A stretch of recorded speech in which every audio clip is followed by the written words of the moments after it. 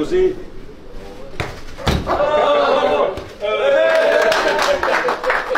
Thank you. And with the shape of the World Cup. Thank you. But this is a special one. Thank you, thank you.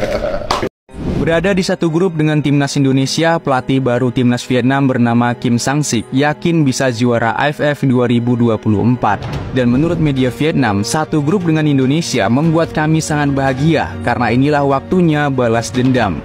Pelatih timnas Vietnam Kim Sang-sik bilang gini, "Saya punya tujuan di setiap pertandingan dan turnamen. Rekam jejak Vietnam di AFF sangat bagus.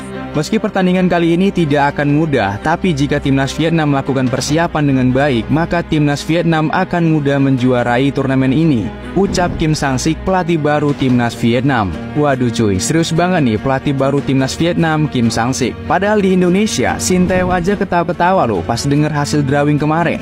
Menurut kalian coy, apakah Kim Sang-sik akan jadi korban Sinteyong selanjutnya? Dari timnas Indonesia, seperti yang sering kami bilang, kalau yang namanya AFF ini selalu jadi masalah buat Indonesia. Udahnya cuma dapat piala ciki, ribetnya minta ampun, dicurangin mulu kalau main, sampai kompetisi pun keganggu gara-gara AFF. It is confirmation that joining Philippines, Myanmar, and Laos in Group B is in fact Indonesia. Indonesia in B2.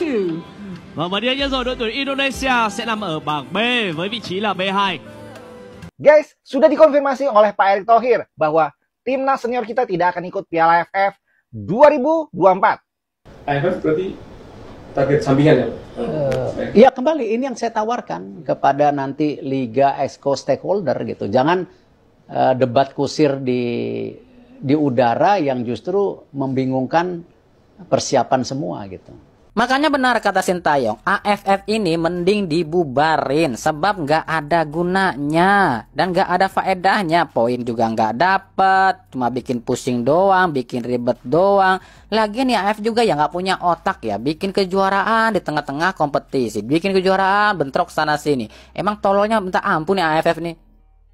Timnas Indonesia punya pesaing baru untuk juarai ASEAN Cup 2024. Filipina menjadi pesaing baru bagi Timnas Indonesia untuk meraih gelar juara ASEAN Cup 2024. Timnas Indonesia selama ini 5 kali nyaris mendapatkan gelar tersebut. Selain Malaysia, Singapura, Thailand, dan Vietnam yang sudah pernah juara, kini Filipina menjadi pesaing serius. Pelatih Filipina Tom Saintfiet asal Belgia yang melatih sejak Februari 2024 menargetkan Filipina menjadi tim terbaik di Asia Tenggara dan lolos ke Piala Asia 2027. Filipina absen di Piala Asia 2023 sehingga Saintfiet ditugaskan untuk mengatur ulang tujuan tim.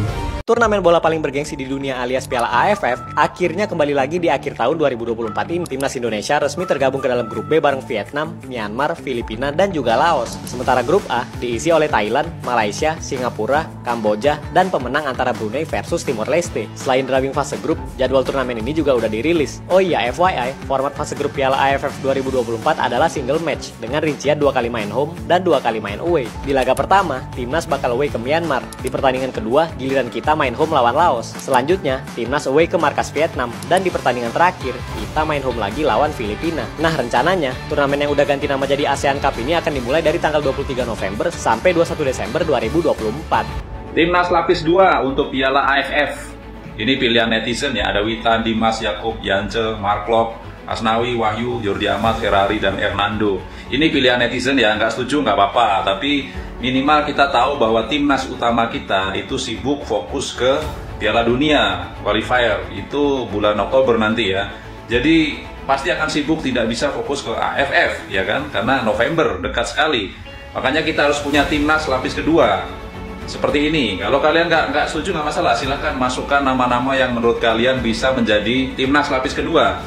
Ini mau kipernya Nadeo juga boleh, atau si Adi Satrio boleh, mungkin juga masuk yang lain di tengah, bisa, nggak masalah. Silakan. Pelatih asal Korea Selatan ini sudah merasakan rivalitas antara Vietnam dan Indonesia. Menurutnya, skuad Garuda merupakan salah satu tim terkuat di turnamen ini. Proses undian baru saja selesai, tapi saya sudah merasakan hawa panas dari turnamen ini. Timnas Indonesia adalah tim kuat, tapi jika tim Vietnam melakukan persiapan dengan hati-hati, kami bisa meraih hasil baik melawan mereka, katanya. Dalam jadwal yang dirilis, Vietnam akan melawan Laos terlebih dahulu pada 24 November. Pertandingan melawan timnas Indonesia akan menjadi laga kedua bagi The Golden Star yang akan berlangsung pada 30 November 2024. Sementara itu, timnas Indonesia akan memulai perjuangan mereka di Piala AFF 2024 dengan melawan Myanmar pada 24 November. Setelah itu, tim besutan Shin Tae-yong akan melawan Laos pada 27 November sebelum menghadapi Vietnam. Skuad Garuda kemudian akan berhadapan dengan Filipina pada 7 Desember, yang akan menjadi penutup babak penyisihan Piala AFF 2024. Dua tim teratas dari grup A dan grup B akan berhak lolos ke semifinal. Ya kalau saya mungkin saya udah pernah tawarkan. Ya SEA Games kita fokus, Asian Games kita kirim tim muda, ya. Lalu di AFC Senior U23 kita harus serius. Di AFF ya kita sebagai trial aja. Nih Pak Erik ngomong kayak gini guys, biarkan pemain yang sudah naik tidak turun lagi, biar tetap main di atas seperti tim senior. Jadi pemain-pemain kita yang sudah ikut di tim senior, yang sedang mengikuti kualifikasi Piala Dunia, kemungkinan besar tidak akan diikut sertakan pada Piala AFF 2024 di akhir tahun nanti. Jadi pemain-pemain timnas senior yang ikut kualifikasi Piala Dunia hanya difokuskan untuk turnamen itu saja.